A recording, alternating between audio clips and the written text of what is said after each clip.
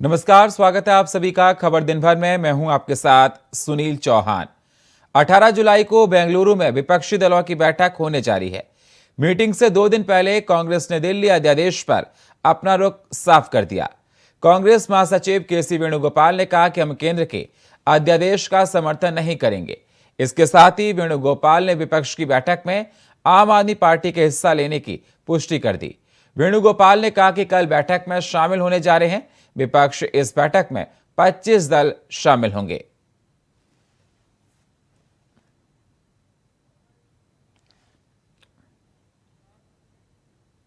महाराष्ट्र में एनसीपी में फूट के बाद पहली बार अजीत पवार गुट के विधायक और मंत्री रविवार को शरद पवार से मिलने पहुंचे। बागी गुट ने शरद पवार से आशीर्वाद मांगा और पैर पकड़कर मार्गदर्शन देने का आग्रह किया है। शरद पवार से मुलाकात के बाद पार्टी नेता प्रफुल्ल पटेल ने बातचीत के बारे में जानकारी दी। बगावत के 14 दिन बाद बागी गुट के मिलने पहुंचने से राज्य में सियासी चर्चाएं तेज हो गई थीं।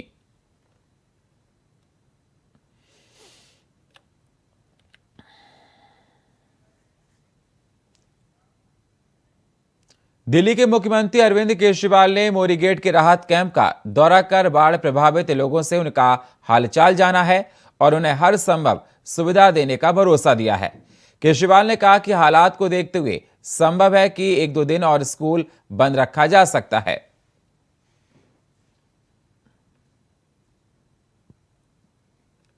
वहां पे पानी आ जाने की वजह से कई लोगों के घरों में पानी घुस गया। उन लोगों के लिए दिल्ली सरकार ने अलग अलग जगहों पे बहुत सारे रिलीफ कैंप्स लगाए हैं। 6 जिले प्रभावित है दिल्ली के अंदर।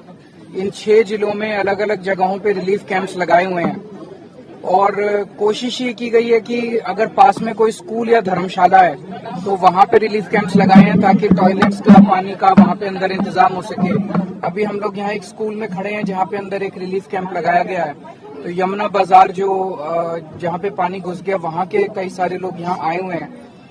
तो पानी घुस जाने की वजह से बता रहे हैं पानी अचानक आया था और घरों में घुस गया और काफी सामान बह गया लोगों का। तो एक तो कईयों के कागज बह गए, आधार कार्ड था, ये था, वो तो स्पेशल कैंप्स लगवा देंगे इसके बाद लोगों के उसके लिए। बच्चे की किताबें वगैरह बह गई, बच्चों की ड्रेसेस बह गई, उसका भी हम लोग इंतजाम कर देंगे कि उनको दोबारा किताबें और ड्रेसेस दे दी जाएगी। और मैं उम्मीद वहां पे उस एरिया के अंदर कीचड़ बहुत ज्यादा है तो मिट्टी डलवा के उसको कीचड़ को ताकि वो ड्राई हो सके। और एक कोई तरीका निकाल रहे हैं कि अगर बाढ़ प्रभावित लोग जो हैं जिनका सब कुछ बह गया उनको कोई हम एडहॉक रिलीफ अगर किसी तरह की दे सकें ताकि जो उनका सामान का नुकसान हुआ है वो उसकी भरपाई कर सकें। इसका भी कोई तरीका निकाल के फिर हम इसका ऐलान करेंगे। साल 2024 चुनाव की तैयारियों के मद्देनजर 18 जुलाई को सत्ता पक्ष और विपक्ष अपने अपने गठबंधन दलों के जरिए अपनी अपनी ताकत का मुजाहरा करेंगे। 18 जुलाई को पहले से ही तय विपक्षी दलों की बेंगलुरु में बैठक के बाद अब सत्ताधारी बीजेपी ने भी दिल्ली के अशोक होटल में एक एनडीए घटक दलों की बैठक बुला ली है। वहीं बेंगलुरु में होने वाली विपक्षी दलों की बैठक को लेकर अब तैयारियां शुरू कर दी गई हैं।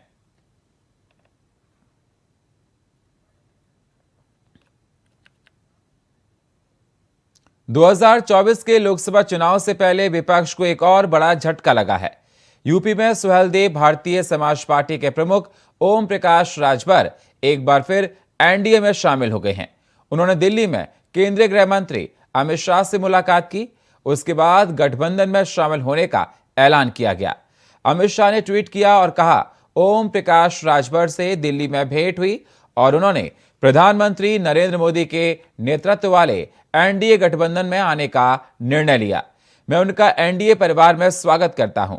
राजभर जी के आने से उत्तर प्रदेश में एनडीए को मजबूती मिलेगी और मोदी जी के नेतृत्व में एनडीए द्वारा गरीबों और वंचितों के कल्याण हेतु किए जा रहे प्रयासों को और बल मिलेगा।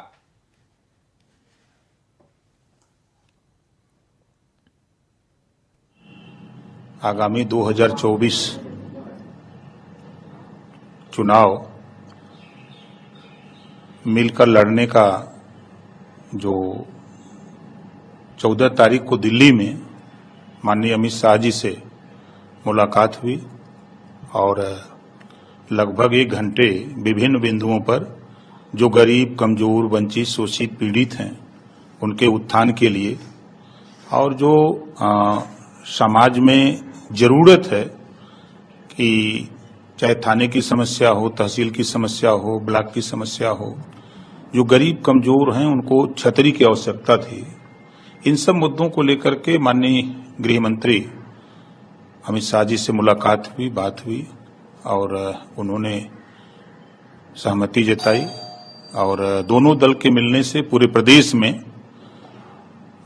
एक बड़ी ताकत पैदा होगी और जो लक्ष्य है देश के प्रधानमंत्री माननीय नरेंद्र मोदी जी का कि गरीबों का उत्थान, कमजोरों का उत्थान, पिछड़े दलित अल्पसंख्यक का उत्थान, जो उनकी सोच है उस सोच को आगे बढ़ाने में बड़ी मदद मिलेगी। इस बात के लिए हम देश के प्रधानमंत्री माननीय नरेंद्र मोदी जी और देश के गृह मंत्री माननीय अमित शाह जी और उत्तर प्रदेश के मुख्यमंत्री योगी आदित्यनाथ जी को धन्यवाद देता हूं कि इस लड़ाई में हम लोगों को साथ उन्होंने लिया है। इसके लिए हम राजभर और बीजेपी के गठबंधन पर अब सियासत भी तेज हो गई है, जिस पर अब अलग अलग पार्टी के कार्यकर्ता अपनी प्रतिक्रिया दे रहे हैं। भारतीय जनता पार्टी शासनकाल में श्रद्धेय परम आदरणीय मोदी जी के शासनकाल में देश और प्रदेश में जो सरकार चल रही है उसी को लेकर के आदरणीय नेता ओम प्रकाश राजभर जी अमित शाह से मिलने के बाद हमारी यही वेदना रही है, स्वतंत्र भारतीय समाज पार्टी के तमाम कार्यकर्ताओं की यही वेदना रही है कि थाने चौकी में, ब्लॉकों में उनके काम नहीं हो पा रहे हैं। जिन मुद्दों को लेकर के शोषित, वंचित, अति पिछड़ा, दलित की हक अधिकार को उठाने के लिए स्वतंत्र भारतीय समाज पार्टी हमेशा तत्पर रही है। उन्हीं मुद्दों को लेकर के स्वतंत्र भारतीय समाज पार्टी और भारतीय जनता पार्टी में गठबंधन हुआ है। इतिहास गवाह है कि भारतीय जनता पार्टी ने सबसे बड़ा एनडीए का कुनबा चलाया है माननीय अटल जी के नेतृत्व में और आज फिर हम अपना परिवार बढ़ाने के उसमें हैं। हम इस समय गठबंधन की राजनीति है और गठबंधन की राजनीति में एनडीए को बड़ा करना है। राजभर जी या जो भी लोग हमारे साथ आएंगे, समान विचारधारा के लोगों का सम्मान है, स्वागत है। भारतीय जनता पार्टी पूरी तरीके से 2024 के चुनाव के लिए सबका साथ, सबका विकास और सबका विश्वास के नारे के साथ कृत संकल्प है कि हम आने वाले दिनों में हिंदुस्तान को एक बहुआयामी, बहुत बेहतर नेतृत्व में और बहुत अच्छी चीज़ें देने जा रहे हैं, जो कि इन लोगों के सहयोग से और जो लोग इस समय एक ठगबंधन बनाने की बात कर रहे हैं उनको एक ये करारा जवाब भी होगा कि हिंदुस्तान में ठगबंधन नहीं चलेगा, गठबंधन चलेगा। आज उसी की एक जो है शुरुआत राजभर जी के रूप में हुई है। सुभाषपा अध्यक्ष ओम प्रकाश राजभर जी का न कोई चाल है, न चरित्र है, न चेहरा है। कल तक भारतीय जनता पार्टी को पानी पी पी के गाली देते थे, उत्तर प्रदेश के मुख्यमंत्री जी के लिए तरह तरह के गाने बनाते थे, विपक्ष को तरह तरह की नसीहतें देते थे। आज जाति जनगणना का सौदा कर लिया, पिछड़ों के आरक्षण का सौदा कर लिया। राजभर समाज, किसान, मजदूर, नौजवानों का सौदा करके पिता पुत्र ने मंत्री बनने के लिए भारतीय जनता पार्टी की वॉशिंग मशीन में धुल के एनडीए में शामिल हो गए। पिछड़ों के आरक्षण का सौदा करने वाले, जाति जनगणना का सौदा करने वाले पिता पुत्र को उत्तर प्रदेश का पिछड़ा को जवाब देने का काम करेगा।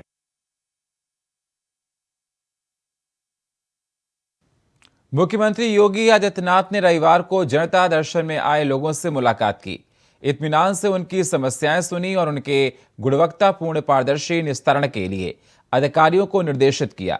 उन्होंने अधिकारियों से कहा कि हर पीड़ित के साथ संवेदनशील रवैया अपनाया जाए और उसकी समस्या का समाधान कर उसे संतुष्ट किया जाए। इसमें किसी भी तरह की कोताही नहीं होनी चाहिए।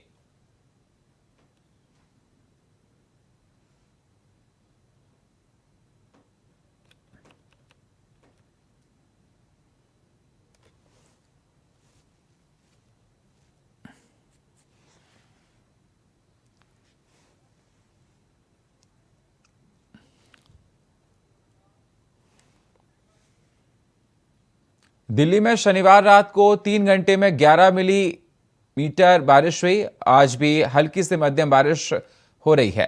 रविवार सुबह तक यमुना का वाटर लेवल घटकर 206.02 पर आ गया। बारिश के बाद राजधानी के कई इलाकों में पानी भर गया। पेड़ों के उखड़ जाने से गिरने के चलते कई सड़कें ब्लॉक हो गईं। पुलिस ने कई रास्तों पर न जाने की एडवाइजरी जारी की। चलिए अब आपको 3 तस्वीरें दिखाते हैं। पहली तस्वीर दिल्ली के मयूर विहार इलाके की है, दूसरी तस्वीर राजघाट की है, वहीं तीसरी तस्वीर ITO की है। ये तीनों तस्वीरें आप देखिए और अंदाजा लगाइए कि दिल्ली में बारिश के बाद हालात क्या हैं और बाढ़ से जनता कितनी परेशान है। पहली तस्वीर आपको दिखा रहे हैं मयूर विहार की है, जो जलमग्न इलाका दिखाई दे रहा है। दूसरी तस्वीर राजघाट की है और तीसरी तस्वीर ITO की है।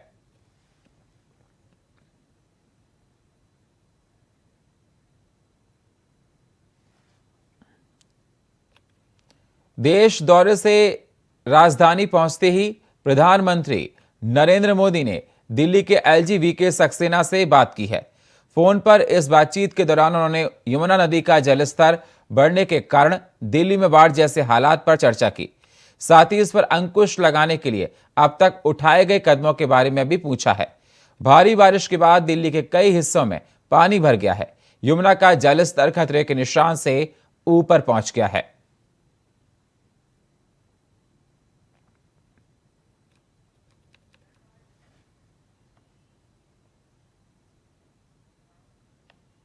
पीएम मोदी से LG की फोन पर हुई बातचीत के बाद दिल्ली के उपराज्यपाल ने ट्वीट कर लिखा, प्रधानमंत्री नरेंद्र मोदी ने फ्रांस से फोन कर दिल्ली में जलभराव और बाढ़ की स्थिति और उससे निपटने के लिए किए जा रहे प्रयासों के बारे में विस्तार से जानकारी ली।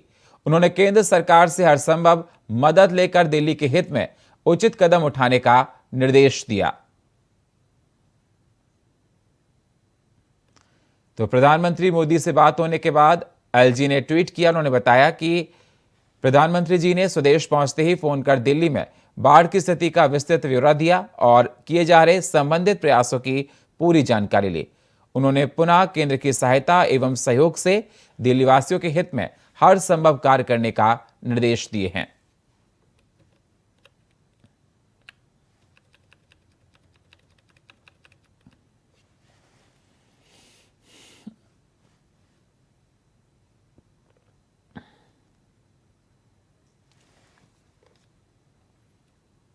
लोक जनशक्ति पार्टी रामविलास प्रमुख चिराग पासवान को 18 जुलाई को नई दिल्ली में NDA की बैठक में शामिल होने का निमंत्रण मिला है, जिसके बाद LJP के 2 गुटों के बीच कलह एक बार फिर सामने आ गई है।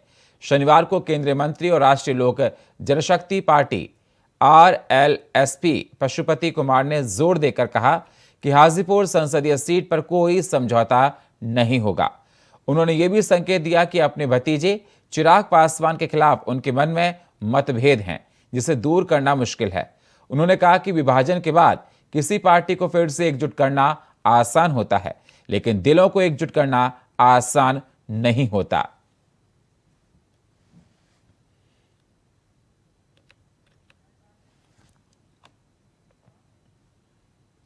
बरेली प्रेमनगर थाने से कुछ ही दूरी पर हिस्ट्री शीटर अजय की सरेआम हत्या हुई है, जब बाइक सवार 3 बदमाशों ने थाने से चंद कदम की दूरी पर कई राउंड फायरिंग कर दी। आपको बता दें, चरमराई कानून व्यवस्था का बदमाशों ने कोई खौफ नहीं है। तो वहीं अजय की मां का आरोप है कि सुबह ही उसने अपनी हत्या की आशंका की शिकायत बरादरी थाने में की थी। बताया था कि जान का खतरा है, जहां बरादरी पुलिस की लापरवाही से यह हत्या की वारदात हुई है।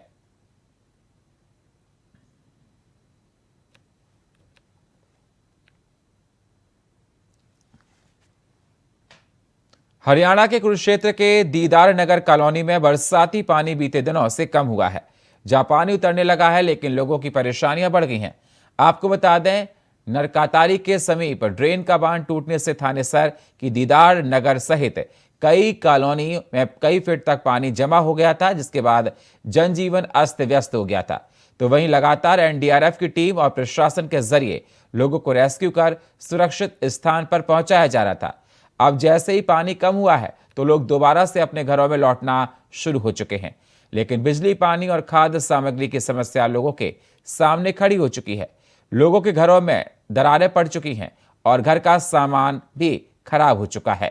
लोगों ने कहा कि पहले तो उनके ऊपर मौसम की मार पड़ी और अब प्रशासन और सरकार की मार उनके ऊपर पड़ रही है।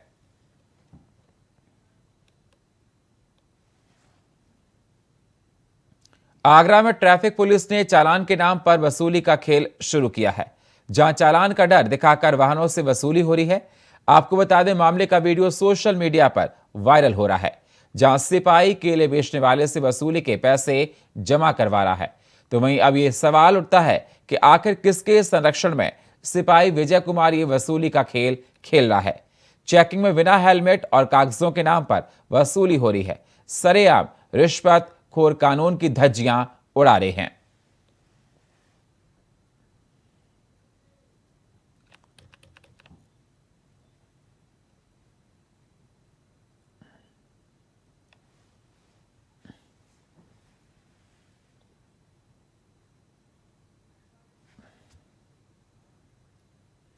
यूपी का बलिया में एक तरफ गंगा तो दूसरी तरफ घाघरा नदी से घिरा हुआ है, जहां जिले के सिसुटार में द्रियांचल क्षेत्र में पानी बढ़ने की सूचना पर डीएम बलिया रविंद्र कुमार पूरी टीम के साथ भ्रमण किया और इलाके का जायजा लिया। आपको बता दें, डीएम की गाड़ी तक आगे नहीं जा पाई। डीएम बलिया ने खुद मोटरसाइकिल चलाकर सिकंदरपुर तहसील क्षेत्र के डूहा बिहारा और सिसुटोर दियारंचल में बाढ़ क्षेत्र का दौरा किया। तटवर्ती लोगों और किसानों से उनका हाल जाना। तो वहीं जिलाधिकारी का कहना है कि आज हम लोगों ने सिकंदरपुर क्षेत्र के सिसोटार दियाराचल क्षेत्र में पूरी टीम के साथ जायजा लिया है।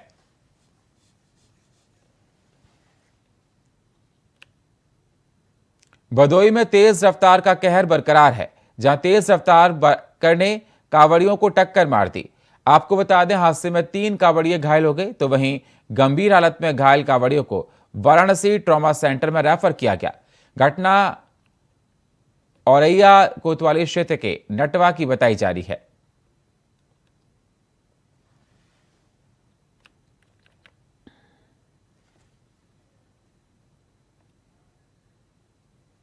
ललितपुर सदर कोतवाली क्षेत्र में दबंगों ने जिला अस्पताल के प्राइवेट एम्बुलेंस चालक के साथ जमकर मारपीट की है, जहां दबंग अवैध पैसों की मांग कर रहे थे। आपको बता दें, जिला अस्पताल के सामने से दबंग व्यक्ति प्राइवेट एम्बुलेंस चालक को जबरदस्ती गाड़ी में बैठाकर गोविंद सागर बांध के पास ले गए और लात घूंसों से उसकी पिटाई की, जिसके बाद पीड़ित ने पुलिस से न्याय की गुहार लगाई है।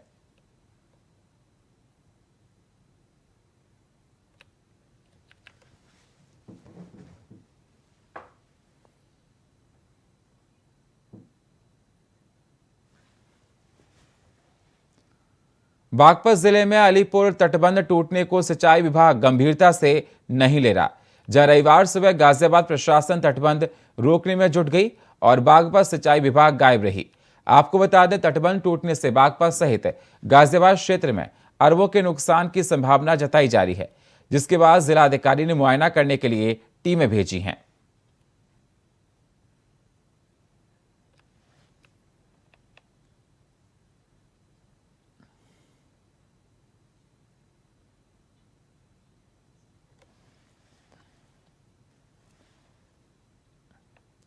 बुलंदशहर में शरारती तत्व ने प्रसाद की खीर में भांग मिला दी, जहां नशीली खीर का सेवन करने से बच्चे समेत 1 दर्जन ग्रामीणों की हालत बिगड़ गई है।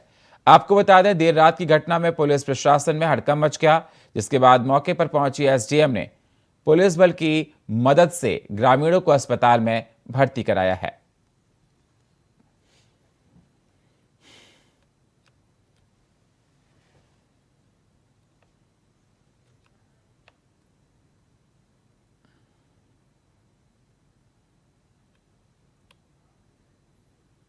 अमरोहा जिले में स्टंटबाजी का खेल नहीं थम रहा, जहां लगातार स्टंटबाजी के वीडियो सोशल मीडिया पर वायरल हो रहे हैं। आपको बता दें, पुलिस को चुनौती देकर रईसजादे स्टंट कर रहे, तो वहीं पॉपुलर होने के चक्कर में युवा जान जोखिम में डालकर मोटरसाइकिल से खतरनाक स्टंट करते हुए दिखाई दे रहे हैं। ये वीडियो सोशल मीडिया पर वायरल हो रहा है।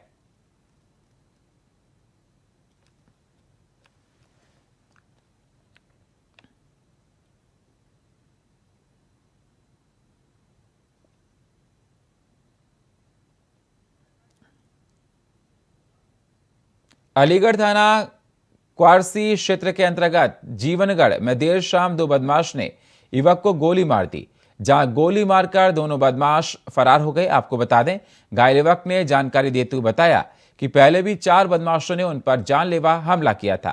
पहले भी एक गोली लगी थी। घायल युवक का नाम सादान पुत्र अकील अहमद बताया जा रहा है।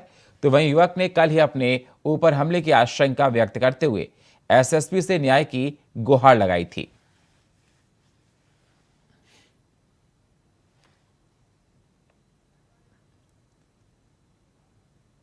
अगली खबर फरक्काबाद से है, जहां गंगा और रामगंगा की दोनों नदियों के जलस्तर बढ़ने से गंगा अपने उफान पर बह रही है।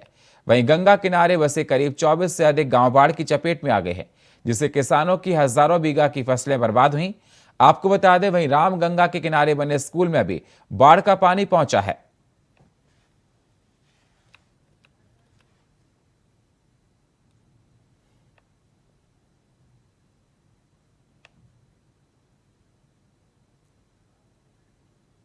उन्नाव में पुलिस की वर्दी पहनकर ग्रामीणों पर रौब गांठकर उगाही करने वाले बहरूपियों को ग्रामीणों ने पकड़कर पुलिस को सौंप दिया, जहां पुलिस ने धोखाधड़ी समेत अन्य धाराओं में मुकदमा दर्ज करते हुए आरोपी को न्यायालय में पेश किया है। आपको बता दें, कोतवाली के अकबरपुर मोहनीखेड़ा मोड़ के पास शुक्रवार देर शाम पुलिस की वर्दी पहनकर ग्रामीणों पर रौब गांठ रहे वर्दीधारी की बातचीत के लहजे में ग्रामीणों को शंका हुई, जिसके बाद ग्रामीणों ने उसे रोक रखा और पुलिस को जानकारी दी, जिसके बाद सूचना पर दरोगा धर्मेंद्र सिंह अपने साथ हमराही सिपाही के साथ मौके पर पहुंचे और छात्र को कोतवाली लाकर पूछताछ शुरू की, जहां उसने बताया कि उसका नाम विमलेश है और वह हरदोई जिले के संडीला थाना क्षेत्र के नया गांव का रहने वाला है।